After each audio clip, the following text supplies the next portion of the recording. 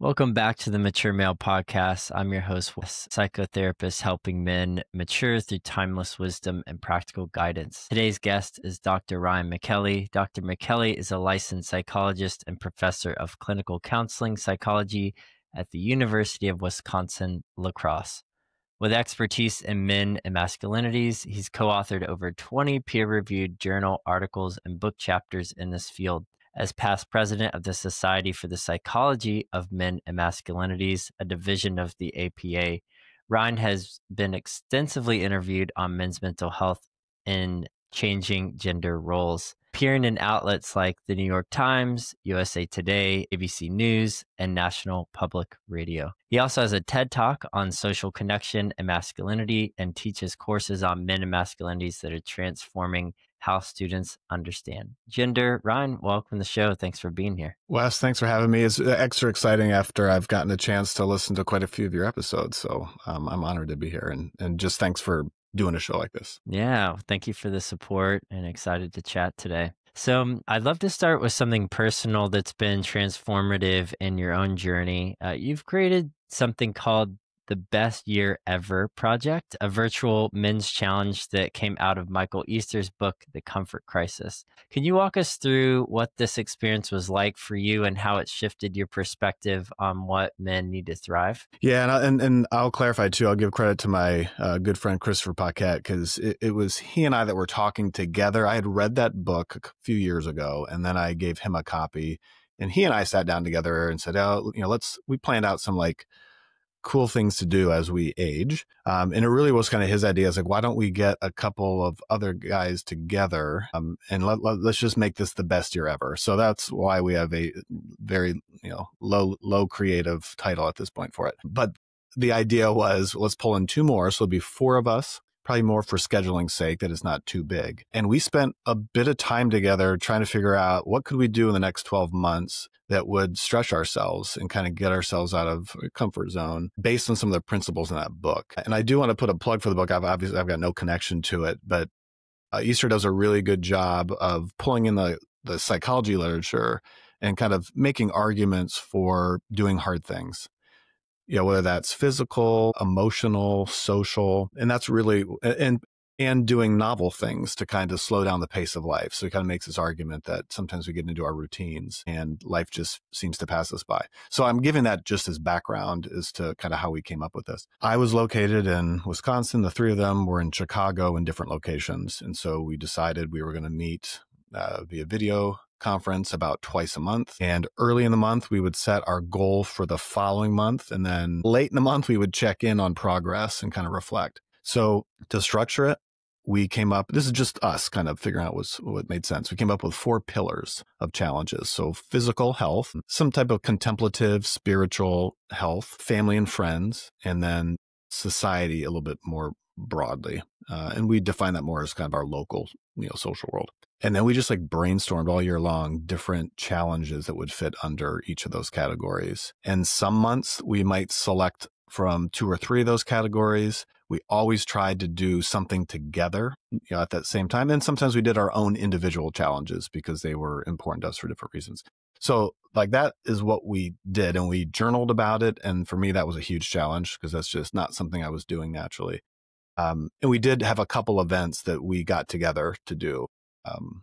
Probably about 3 of them physically, in the same place. So they range from funny and fun to, pretty serious, I think, challenging ones. And that was the goal. And it was fantastic. It truly was in some ways the best year ever because it had us each stretching ourselves in different ways that I probably wouldn't have done on my own without that social support. Thank you for giving the context as well. I think that's important because many of us have ideas, but of course it usually takes at least 1 or 2 others to get it going. And usually that idea stems from inspiration of some other source, in this case, the book. I think that's awesome. I'm curious within what you did, let's go more personal and then we can kind of zoom out and say, what's the purpose of it for the average guy? But for you, what were some expectations going in that maybe ended up different at the end in a positive way or potentially negative?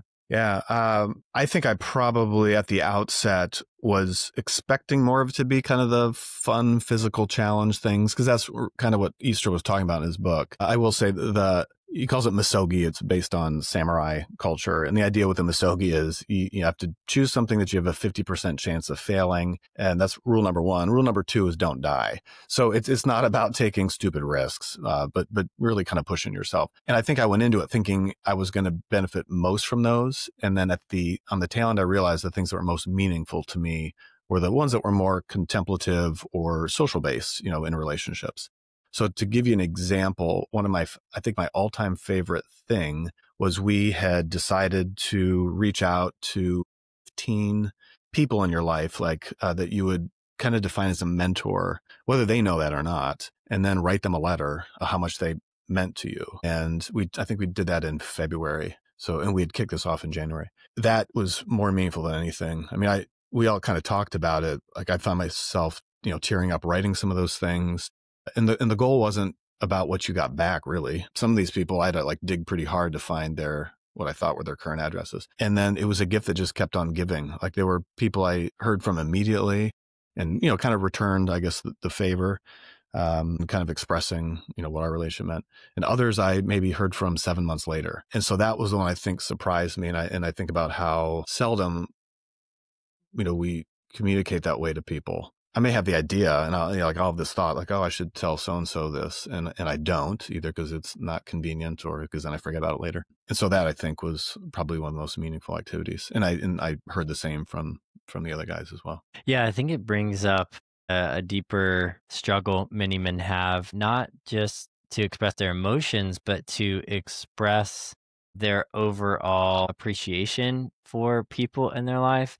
And I recently saw a really moving video. It was essentially an ad for men's soap hygiene company, and they filmed guys just picking up the phone and saying, "Hey, how's it going?" to their friends, and then just saying, "Hey, I just wanted to say I love you." And they just filmed the reaction, and it ranged similar to your experience doing the project of some were funny and they're like, "Oh, fuck off, mate," because it was British, right. So they were a little different language. But anyways, to some being like, "Oh man, thank you so much." But it was so interesting to witness hearing the reaction on the other end of the line. Some jumped in and said, we're very comfortable reciprocating, some paused. And then also the reactions of the people who were saying it. And I think what you're getting at with the writing the letters is something really powerful, in that appreciation or sharing how you see someone or understand someone, that intimacy, if it just stays within yourself, it doesn't have the full life that it's meant to have, and the connection. And to you, it's in some ways you're just doing a challenge, right? It seems like what you were saying in the gift that keeps on giving is essentially the potentiality manifested itself way greater than you imagined. And the feelings that came up both in you and the other people, further connected you, but also just made more of a positive impact. So yeah, I'm just curious, what you would recommend to a guy who says yeah, you know what, I want to be more thankful or kind of reach out more to people in my life. What would you recommend that they do to start that habit that seems so powerful? The first word that came to mind, I don't think I've ever thought this way, but I guess I'm going to call it slow gratitude. I know you're well aware of all the research on the benefits of gratitude. I mean, from lowering blood pressure to, just a whole host of things. And that's one of the most well-researched variables in positive psychology. And I think a lot about people's connections, even my close group of friends or even with family, we'll often have group text, and it's always just kind of chirping back and forth a little bit, which is a great way to keep in touch.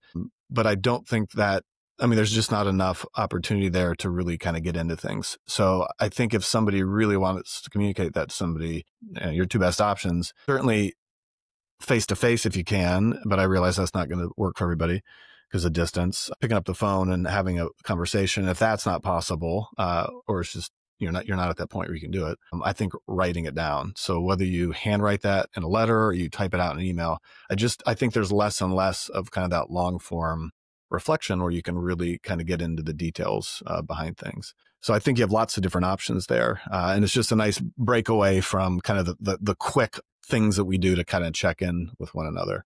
There's definitely a place for that. I think it helps kind of hold the glue together in relationships. But that slow gratitude, like really putting in the time, I think that's what is more meaningful. The thing that surprised me is how often I got letters back like that were maybe several pages long, including, the nature of our relationships, but also people just updating me on their lives that I, hadn't heard from in 15 years. I agree. I think there's it's the world we live in, more constant contact. But I think taking the intentional time to be reflective and intentional and communicating how you feel about someone, it goes a long way. And going back to the whole genesis of your project is it's uncomfortable to take that amount of time to sit there, that amount of presence to really think, what does this person actually mean to me? Because when you're texting and it's this constant touch base, you really can't get a full sense of who that person is. It really is more exchange based, very high level, which again has its place.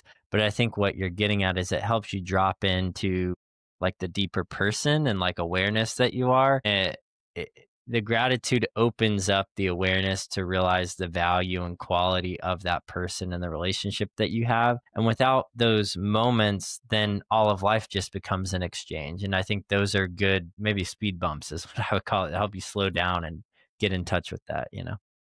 Well, and I didn't think about it at the time, but you were talking about with a guest in a previous podcast about like if you go back and look throughout history, the letters that men used to write to one another through various points in history. So whether it was during wars or even back in the United States in the 1800s, like they read today like love letters, but these were just friends, writing to one another. And again, like I hadn't thought about it when we were kind of conceiving that, but that's kind of what this felt like in that way. Yeah, it's such a beautiful component of it. And then to take it just high level for where this challenge is placed for an average guy, when you first told me about this when we were talking before our call, essentially the way I interpreted it was an integrative rite of passage. It felt very tied and applicable to your everyday life, right? These are guys that you already knew. Uh, the challenges applied to the world around you. And you could continue some of these habits beyond the project itself, which I really appreciated. So I'm just curious, what did you discover about yourself that maybe you took with you? And especially in light of our comfort obsessed culture, maybe some new mindsets and convictions you had coming out of that has stuck with you? I think two things. I was already aware of this, but, you can do hard things. Easter talks about this idea, hormetic stressors.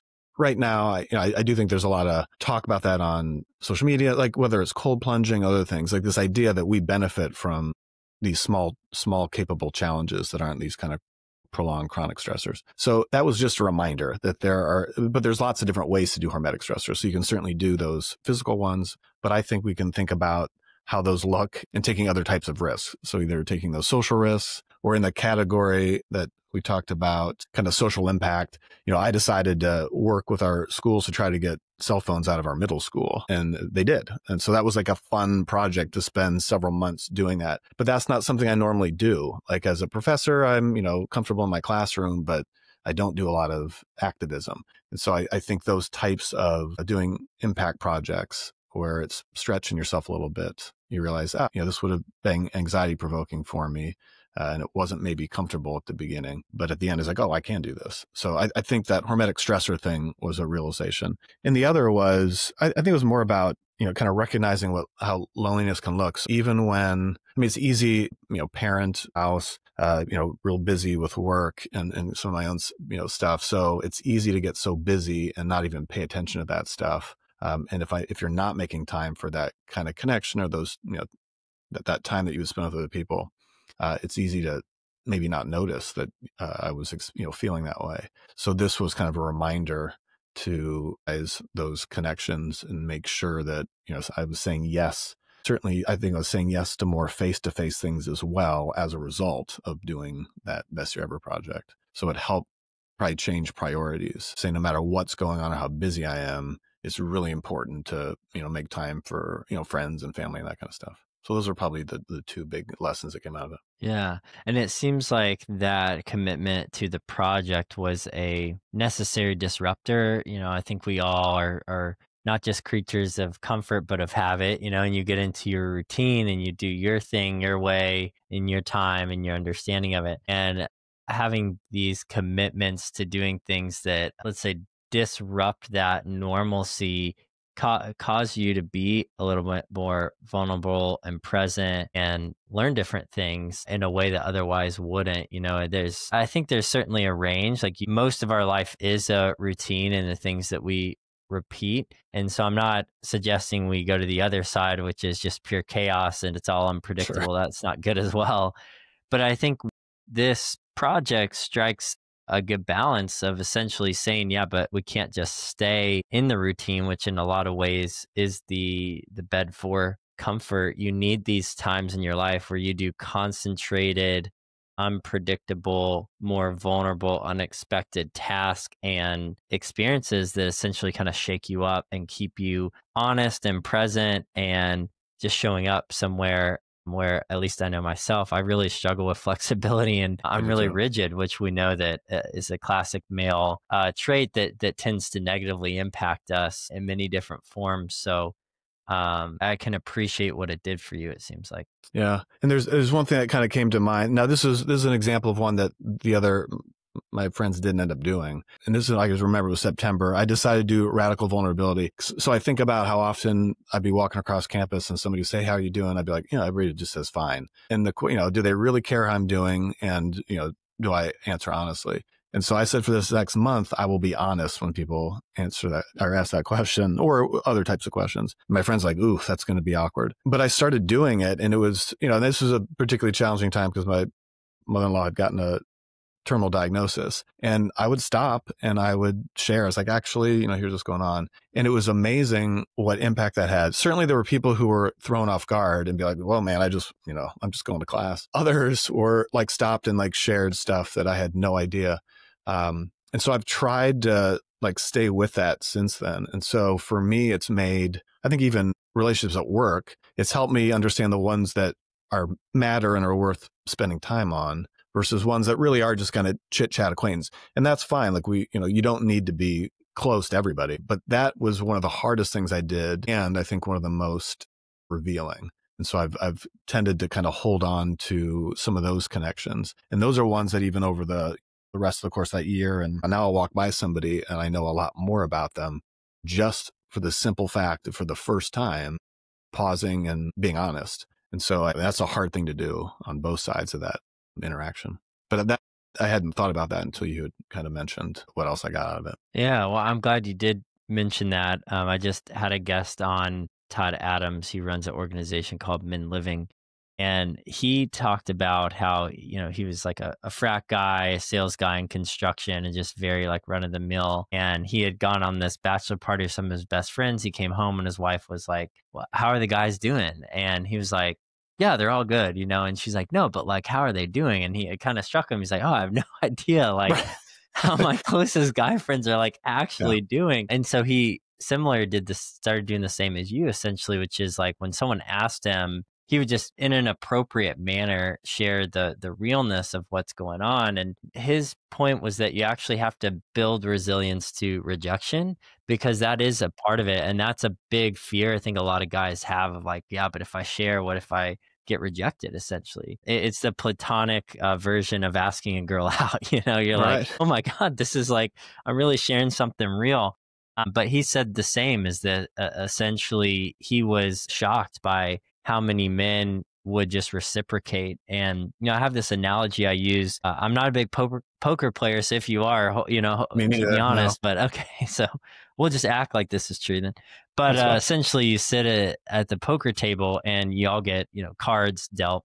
And then you have a set of chips that essentially represent some sort of value. And then you have rounds where you either play the card or invest the chip. And every person has the option to essentially either like put in the chip or to say pass if you don't think it's worth it.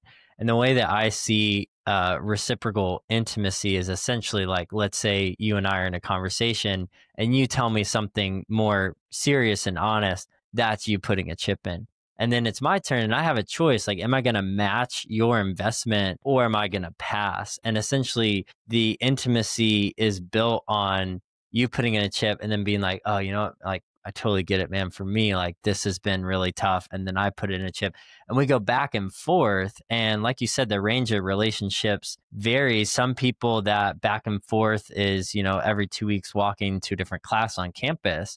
But then for the ones that are closest to us, it's really kind of like a ping pong match of like every week you're essentially doing that. And every time that you share something that you risk being rejected, but it's accepted, I think that's where the trust is built. I think hearing that from that guest and then now for any guy listening, it's really paramount that you start to see things like that. And that is a challenge that I think of all the things you could be challenged in, certainly start physically. But if you were to look deeper as far as relationally, I think that is one that would have a ton of ROI for a guy that has never done it before. I love your analogy, and I'm going to borrow it and I'll cite you for it. So, because it's funny, because when I have this conversation, particularly in my masculinity class, when I'm teaching about vulnerability, so I'll ask the question, what does vulnerability mean? And like most people will say, weakness. And I said, yeah, that is a translation I think that we have kind of culturally collectively agreed upon. It translates to able to be wounded. But one of my colleagues had taught me years ago that there's actually I don't know if it's a Greek translation, so don't quote me on it, that it means able to be seen. And so I keep telling people, like, vulnerability, my goal is to rebrand it. And if you think about it as able to be seen, in your analogy, it's like putting your chips out there. Like, you were given the opportunity for somebody to see you, and they don't have to take it. And, that might be difficult to be on the receiving end. But I always ask people, like, think about the people who are just acquaintances and those who are your true friends. Like, what's the difference? And it's exactly what you laid out. Like, somebody took a small risk to disclose something, then somebody else did. And like, over time, you certainly get deeper and deeper. And those are the people, whether they're, romantic partners, family, close friends, that are going to, stay with you. And that separates an acquaintance from, somebody who's truly close to you. But you can't get there without taking those risks. And I think sometimes those risks feel a little higher stakes for boys and men for any number of reasons, like that fear of rejection or how am I going to be viewed if I, go here. Yeah. And I appreciate that distinction between friends and acquaintance. I think the honest truth is many men who have friends, those friendships operate more as acquaintances. And I think if we just started calling a spade and just said, hey, no judgment, but what you have here is really more of an acquaintance, I think you do have an opportunity to check in, be like, oh yeah, like, wow, what is the distinguishing factors? What does this person know about me and I know about them that would put us in a different category? I really appreciate that. I can't remember which author, and I don't think it could have been Arthur Brooks, but talk about the difference between real friends and deal friends. And so that's also been flown around in the back of my head, because I think a lot of those acquaintances they're transactional. It's like, yeah, I can go out to happy hour with these guys, or I can go watch a game with somebody or whatever. And I'll spend that time, we'll have a great time. But at the end of the day, I can't tell you anything about their lives other than we just had a good couple hours together, versus the real friends where, yeah, when somebody's hurting or when they're celebrating or that kind of stuff. No, I'll have to check out that framework. That's cool that he provided that. You mentioned the course. You've been teaching this course on masculinity for years, and there's something really fascinating that you've observed personally, how students' attitudes towards men actually change after taking your course. You've mentioned that even gender studies majors start recognizing pressures men face that they hadn't considered before. I'm curious what you're seeing in that transformation. What does it tell us about the blind spots we have around men's experiences? Yeah, so I've been teaching that specific course almost, I guess, 15 years now on my campus. The gender breakout varies, but I mean, there have been times when it's been 60% male and sometimes it's flip-flop. And years ago, I decided to actually try to study it. So I took 3 cohorts and I had them write, just to give you a little background on where I learned this. At the beginning of the course, I would have them complete a phrase that it's just men ... And I said, there are no rules. Men are, they did at the beginning of the course and they did at the end of the course. And then I also did a bunch of the scales that we typically use: conformity to masculine norms inventory, male role norms, gender role conflict, attitudes towards men, before the course started, at the end of the course, and then 6 months later. So I wanted to see, like, does teaching a course like this have an impact on changing people's attitudes and maybe even behaviors? So I have 3 cohorts that went through that, and I've got all the data from it. So what I have found and what you were alluding to when we were talking before is it's not uncommon that I will have students come that have taken like psychology of women, or they've taken courses, violence against women, and they'll kind of come in with their arms crossed and they'll say, what are you going to teach me about men? And those tend to be the ones that by the end of the course are like the biggest champions for developing more compassion for the experience of boys and men. So I remember in graduate school, I think it was Gilbert and Scher. I think they were the first ones to write like a gender psychology book. And they use this analogy. And so I use this sometimes in my clinical work. But they were talking about gender roles. And they said, think about a balloon. So you blow up a balloon and it's got pressure on it. So if you want to pop that balloon, you can either squeeze and press, that's that atmospheric pressure on the outside, and it's going to pop. Or you can keep blowing it up from the inside and eventually that thing's going to explode. And this is a generalization, but they said women's gender tend to be oppressed by their gender roles, right? So it's kind of that outside society saying, no, you can't do this. And they said, while men are restricted and repressed. So it's almost like the balloon preventing them from being fully human. That's the shift I see by the end of that course, is that students realize if all I ever see are the headlines, men behaving badly, which happens, even though that's not the majority of men, then they start to realize, wow, there's a lot of things that boys and men face from very early age that they really had no idea of, that restrict their kind of full experience emotionally or socially. And one of my favorite assignments is at the last assignment, they have to interview a man. They have to be 18 or above. Many of them will choose to interview their fathers or grandfathers. And it's like the first time they've ever sat down. And sometimes it's the first time those guys have ever even been asked the question, like, how do you define masculinity? Or, where did you learn these things, and what works and what doesn't? And so many of them have talked about how their relationships changed with their, fathers or grandfathers, because they learned maybe to forgive some of the behaviors that they had judged once they learned, maybe because it was multi-generational, how they were treated and, when they were younger. So it ends up building a lot of empathy. And then the students learn to read boys and men's behavior through a different lens. So instead of automatically assuming that whatever, they're a jerk or they don't care, start to ask the question, what experiences have they had that maybe make it difficult for them to express emotion? So I'm here with my parents. I was talking about with my dad earlier.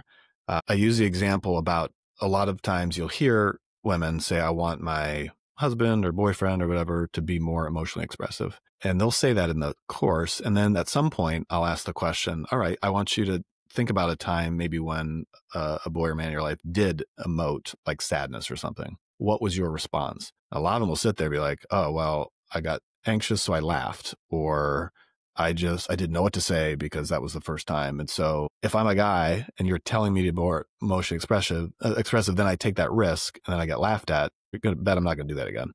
And so I think by the end of the course, they realize we're all in this together. So if we want to create conditions for boys and men to be more fully human, you've got a part in this too. And so you have to think about your own behaviors and where you learned to respond that way, and not just say men need to change. Yeah, I think a core principle what you're getting at there is essentially you can't have lasting or connected change without that being seen and being known. Going back to the older definition of vulnerability. Yeah, I'm just curious, this course seems to be more rare in academic settings. I mean, Yeah. maybe I'm wrong, but I No, think you're right. it's overwhelmingly like, either women, minorities, LGBTQ, sexual orientation. What are some main lessons someone could start to think about or take away from the course without fully taking it if they're not going to UW lacrosse and they say, man, this sounds super interesting and I'd love to learn more. If you were to distill down after 15 years, like things you could tell men to either learn or look into in order, or let's just say anyone, in order to really get a more compassionate, accurate understanding of men, what would you say? Well, to your first question, I went to my first American Psychological Association conference my first year of graduate school. So it was like 2004. And they had a workshop called Teaching the Psychology of Men. And because I was a student, I was able to go that for free or something. So at that point, I learned that there are already a couple experts in the field. And some of you've had on this podcast, Ron Levan. So so there have definitely been Matt Engler Carlson. They have taught these courses. And so I attended that. And I go, oh, this is really cool. This was before I even was thinking I was even going to be a professor. And so it was a small community. I realized these courses are being taught mostly in graduate programs, although not exclusively. And so once I learned like, oh, this is like a real thing, I eventually, after a couple of years as an assistant professor, I thought, I'm going to propose this. And I partnered with a women's studies professor. And our first course actually was history and psychology of men. And so she presented the historical perspective, which is awesome. And I did more of the contemporary psychology piece. And then we both realized like those should be separate courses because, I didn't even scratch the surface with things. So, and I want to be clear, I got really good support from my university. Like they bought the argument, like this is something that would be really valuable. So you have to build a coalition like at the university level. So since then, like we continue to offer these workshops at APA. And so we're trying to teach other graduate students and other professionals to say, hey, these courses are worth having. And so I think any opportunity to do that's a good one. But if a quarter or a third of US adults go to college, that's obviously, like you said, it's not a lot of access to that stuff. So your second question, how do you like access this stuff if you don't have 15 weeks where you're meeting, 2 or 3 times a week to do this? I don't think there's any like hacks. And I think that's the issue. Like, a lot of guys want to hack. Say, all right, what can I invest 30 minutes to do to redo this?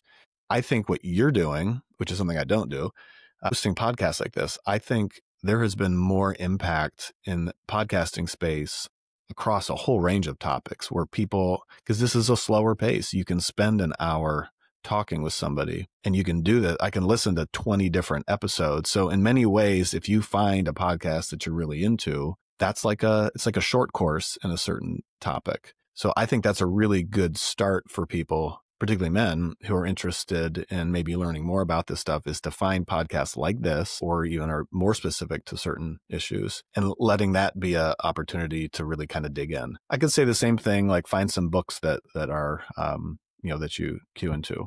But I think that's just step one. So you have to get kind of like the base information, and you have to hear other people's stories. I think that's probably why so many podcasts have been engaging, is like we evolved through narrative. Like before we could write anything down, we told stories, for tens of thousands of years. That's how you transmitted information. So I think we're already kind of wired to pay attention to stories. And I think podcasts do a really good job of telling those stories. Now, you can also tell stories through movies and books and characters, and those are all told. I think finding more diverse stories about how boys and men are is helpful instead of the same old kind of tropes that we've had for a long time. That's step one. Step two then is like talking to somebody about it. And I think that's the harder part. It's because you were talking about with another guest, it's like it'd be easy enough for me to listen to a bunch of podcasts and think that, oh, I've got it all figured out. But if you're not doing anything differently, if your behavior isn't changing as a result of it, nothing's going to change in your life. So I think having accountability buddies or partners through that change is really useful. Now, whether that's just a close friend or a family member, or you do something like, this Beds Your Ever project, that's where I think it comes back to you have to find other people to do that journey with and not try to go it alone. Yeah, I appreciate you laying those steps out. And I think that's a great start. As you were talking about the podcast, I never thought about this, but I guess this is what they call the manosphere, and these obsession with like Huberman Lab or even Jordan Peterson. But I think the reason is that guys are craving some sort of guidance and some sort of trustworthy role models, not necessarily to emulate directly, because every man is unique, and you can't limit the definition of masculinity too far beyond the man himself who's expressing it. I think to those points, it's not varied in the different topics that relate to men, right? It's typical like finance, you can like learn about that, and health. But when it comes to relationships and understanding yourself and more psychology and all that, there's really not too much. But I agree. I think it kind of represents the kind of like Aristotle giving a talk, around a small group of people, of students, essentially.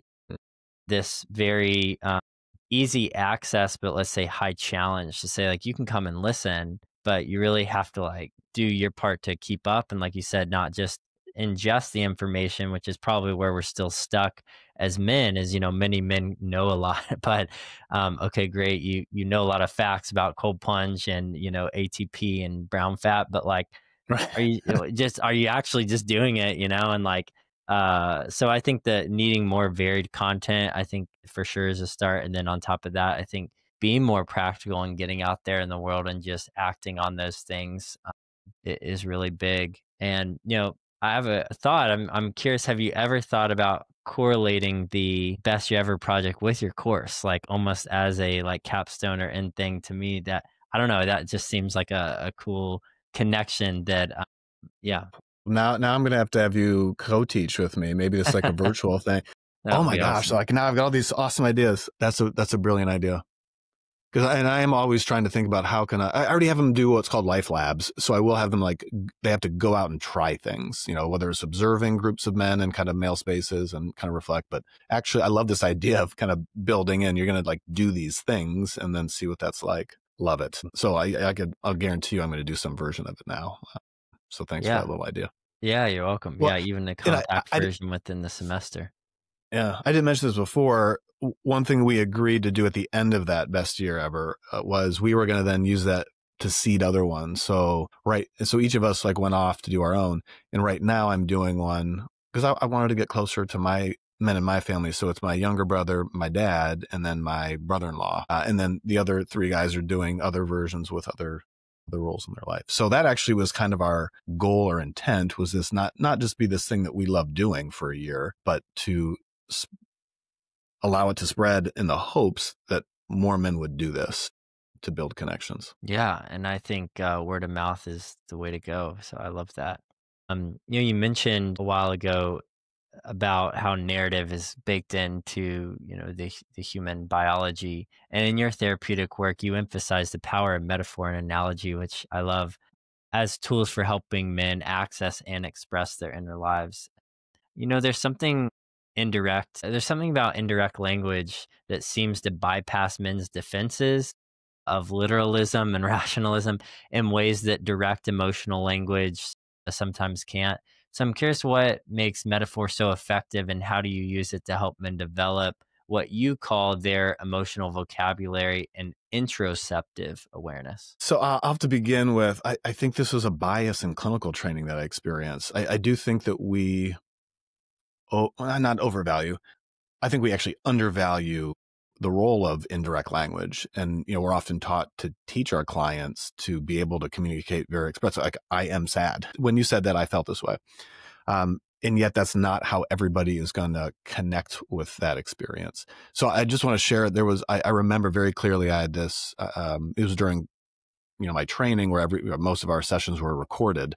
And I remember sitting in supervision, and my supervisor kind of paused the recording and said, what are you doing there? I was like, what are you talking about? Like, well, you're talking around the issue, using metaphor instead of, he's not directly telling you what he's experiencing. He's like, you need to like get away from the indirect stuff and really get your client to like be direct. And like a good next session, I went in there following directions, and therapy stalled, and it stalled for a couple of weeks. And I eventually kind of went back to the client. I said, I don't know, things kind of feel weird to me. And he's like, yeah, me too. And I said, I'm just going to be honest with you, kind of what happened. Like, I was asked by my supervisor to kind of shift things. And he's like, I get that. He's like, but that's not how, he's like, I'm not there. He's like, I cannot communicate directly. The only way I know how to communicate is through metaphor. And so we kind of went back to where we were. And then we had a great therapeutic alliance, and then things continued. And so I think we need to be willing to meet men where they're at. And if it's about indirect communication about how they're experiencing, that's no less valuable than them being direct about it. Now, I think the other question is, does that then mean that the goal is always to be direct? And I don't know that it needs to be the case, but I think if you can kind of agree that right now, when I tell a story, I'm communicating how I feel. If that's their goal, then is eventually to be able to, shortcut that a little bit and get that language, then that's the goal. And I think we can get men there. But you had mentioned before about interoceptive awareness.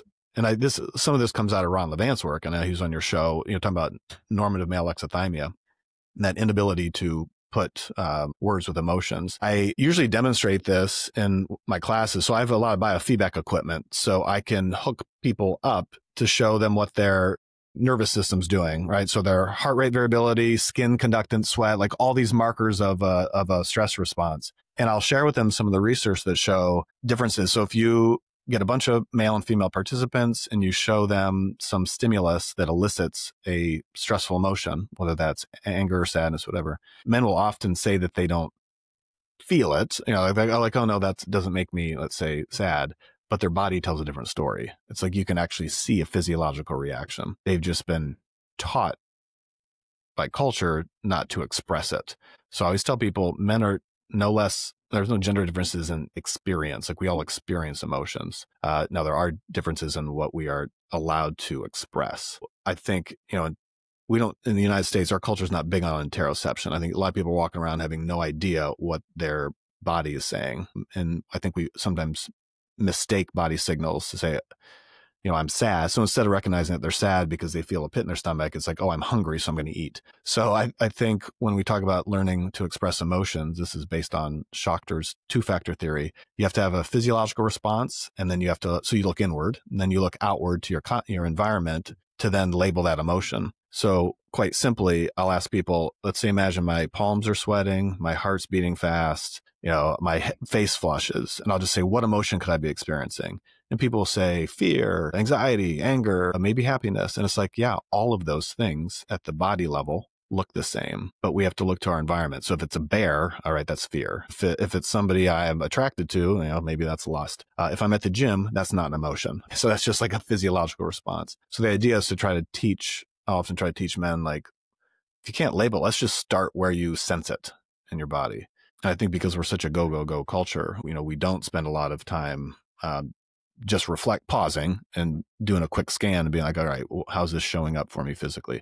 But that's like the starting point. You teach them how to recognize what their physiology is doing. And then you start to build on, okay, well, who was around? What happened right before then? You start to build those connections between the outside environment or their social world and those inside ones. You start to pair those and they start to learn, there's a difference between guilt, embarrassment, shame, all that kind of nuance. So the goal is eventually to help develop a little bit of that, because the value is you're going to respond differently. I use the crayon metaphor in therapy or in my class. So I'll say we're all born with the 96 crayon box of emotions. Like if you look at infants, they're indistinguishable generally by gender. Like they have a full range. Small little children have a full range of emotions. Boys start to display less and less of them starting around kindergarten all the way through adolescence.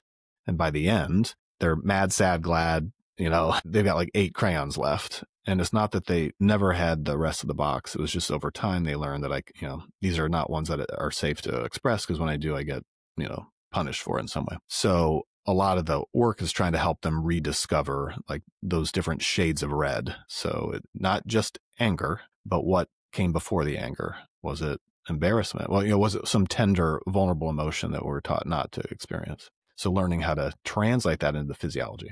Yeah. That's a long answer to your question. No, it's super helpful. And I'm just thinking through how I can apply that in my own life. And, it reminds me a bit, not the exact same, but of dialectical behavioral therapy, that emotional regulation section that essentially walks you through the same of being aware, and how, myself included, many men express emotions and have no idea, one, how to name it, but two, how it's showing up primarily in their body. And then even beyond that, like what does it mean? What's the role? What's it doing for you? And I think that's just such a great analogy with the crayons, because it really reminds guys that it's a biological factor that you have that many emotional expressions. It's not a conditioning that essentially that you have the 96. The conditioning is actually lessening that.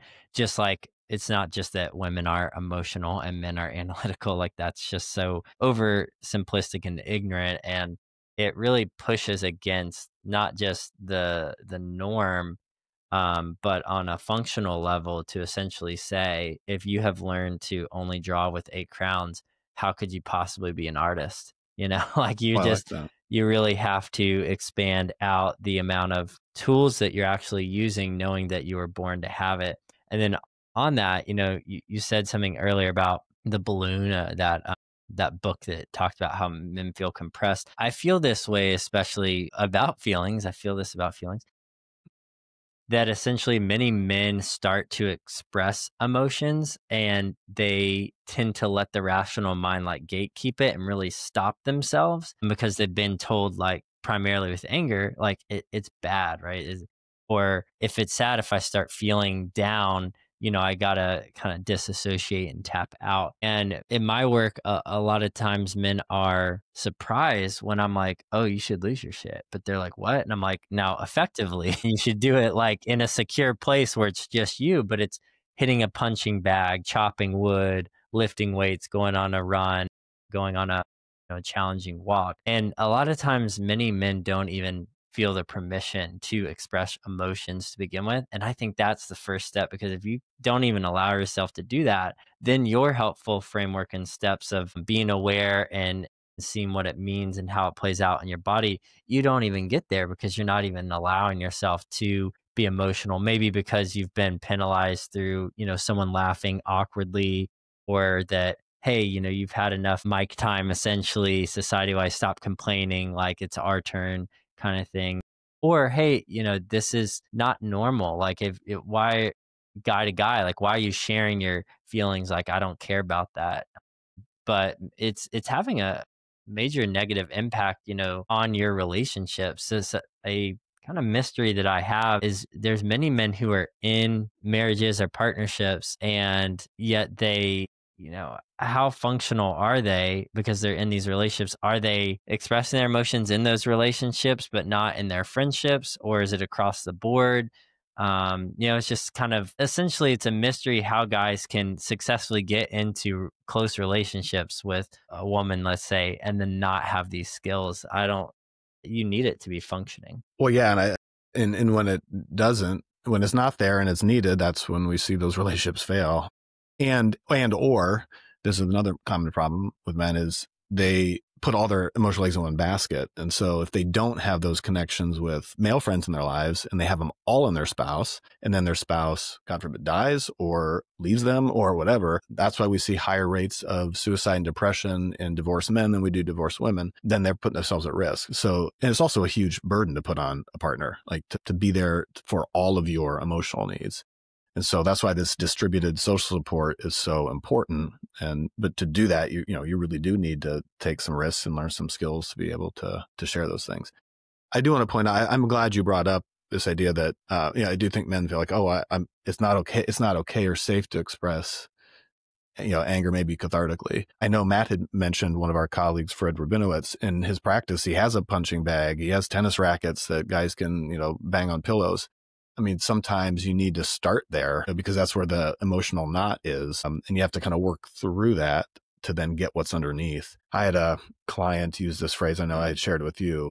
He said, anger is sadness's bodyguard. And so, like, it makes sense if it's not okay to, feel sadness or express it, that anger comes up, but you need to get through that. And if getting through that means hitting a punching bag until you can get below those layers to be like, I'm not angry, I'm sad, but you have to be willing to go there. And I think one of the reasons why, Matt had alluded to this, why therapy doesn't work for all men is if the expectation is I'm going to sit down in a session 3 feet from you, face to face, with this direct expectation that I can communicate in that moment my emotions, it's not going to work for everybody, which is why we are seeing like different versions of being therapeutic. I men's therapy group for 7 years. And I would say the most therapeutic session I ever had was at the end, we would agree, we did a hike together, up in the bluff. So, this is about a 700-foot elevation change. We were walking shoulder to shoulder as a group. And there was something about that physical activity and some of the challenging pieces of it that, men, they opened up more when we did that. Now, it's not feasible to do that everywhere for confidentiality reasons or weather, but that's why I think you've seen an increase. My advisor in Rockland does walk therapy where he lives, and because it's a large city. So I think we just also need to be open to meeting men where they're at. And it doesn't always have to be therapy, right? So there are men in religious groups and other fraternal organizations. Like, there's other ways to create those environments. And so I don't want people to think like you have to do this in therapy. But we do have to be willing to meet men where they're at and maybe loosen up some of our ideas about what therapy is supposed to look like. Yeah, I couldn't agree more. I think when you're talking about the, anger being that first emotion, I have this concept of like a primary and protective emotions. The protective is usually the first one to manifest, usually feels the strongest or most immediate. But often when you start to sit with it, you find there's a more vulnerable primary emotion. And the anger usually is protective, which to me, this makes sense why many men feel the need to play a protector role. And then, ironically, a primary emotion they experience is anger, which tends to play a protective role as well. And this kind of standing up for, but if you can kind of get beneath that, I think what you're saying is so true, is like really what's it trying to tell you and what's it trying to do for you. And then the other thing is, we know just like how therapy doesn't bode well for men in the style. And also, by the way, this whole like radical empathy and acceptance, but leaving it there. Essentially, many men that I've worked with say, yeah, I want to be challenged. Like, yeah, and I want guidance. Like, yes, I'm really appreciative that this person accepted and helped me come to terms with like loving who I am. But there's so much about me that needs to change and wants to. I want to be called out on my shit kind of thing. And I think the same gaps that we find in therapy, we find in school, right? I tell a boy to sit down and pay attention and look directly, when so much of male learning is in the physicality of things. It's in the rough and tumble play with Franz de Waal's work, which I really like. And, you're mentioning the hike that you went on. I've heard it overly simplified that males connect side to side and girls face to face. And there is this safety that men feel when they're doing something together. And I think, to your point about the walk and talk, that's something we can start with. But for a guy that maybe you're not open to therapy, it seems like the answer is do some sort of physical activity together that's light, not too intensive, that would allow you for conversation to naturally come up. I think we are changing a little bit generationally. And funnily, I think the way that we're doing that is like guys grabbing beers. Like now, like my friends, it's like, oh, I'm starting to do face to face. We don't necessarily need to be working out together, And I think that is the first step and hopefully changing this. But just knowing, hey, if you're not at that point, just do something physical together and get your emotions out. And also that's the way to connect with others. Yeah. I mean, think about like just like the long history of fraternal groups. Think about military teams. I mean, just like that's what that is. I mean, these are people side by side doing hard things together that then creates those, in many cases, like unbreakable bonds. And that's one thing. If you look, I think culturally, like we're having less and less of. There's been a lot, this huge move to individualism. Like each of us can have our own media ecosystem. We don't even talk about the same shows anymore because there are 1,000 different versions of entertainment. And so I think finding opportunities to connect around, in person in those ways, I don't know if we can do it without that, because we have such echo chambers. And I don't just mean that in the political sense, but really real broadly. So you really do have to seek out these opportunities to be side by side physically, or at least virtually if you can't be physical, and have these struggles together. Yeah. It just struck me how true that is with the isolation. It's something, I work remotely and I have pretty solid in-person friendships and I still feel it. So yeah, I think it's something for men to consider as an essential aspect. Yeah, Ryan, I had some more questions, but I'll respect your time. I appreciate you sharing your wisdom and guidance, and I'm curious where people can find your work. Oh, I appreciate you asking. It's funny because I've really kind of pulled back on a lot of that. I do have a website, drmckelly.com, where I've got some stuff posted and videos of things. But I would actually rather lift up your work and other folks in the space that are doing podcasts like this. And so if people are interested, I would say go back and listen to the catalog here if you haven't. But yeah, my stuff's available. A lot of my academic stuff is there as well. But thanks for that. Awesome. Yeah, you're welcome. And, excited to hear how the course unfolds, especially with this project, and just appreciate you taking the time, not only to share your experiences, but to be so generative in supporting men by hosting this course, doing things like the project, and just taking the time to give back to, our tribe, our group of people. So it's good. Wow. It's about the most meaningful stuff I get to do. So I'm lucky to get to be able to do it. Yes, for sure. All right, guys. Well, thanks for tuning in, and until next time. Thanks, Wes. Take care.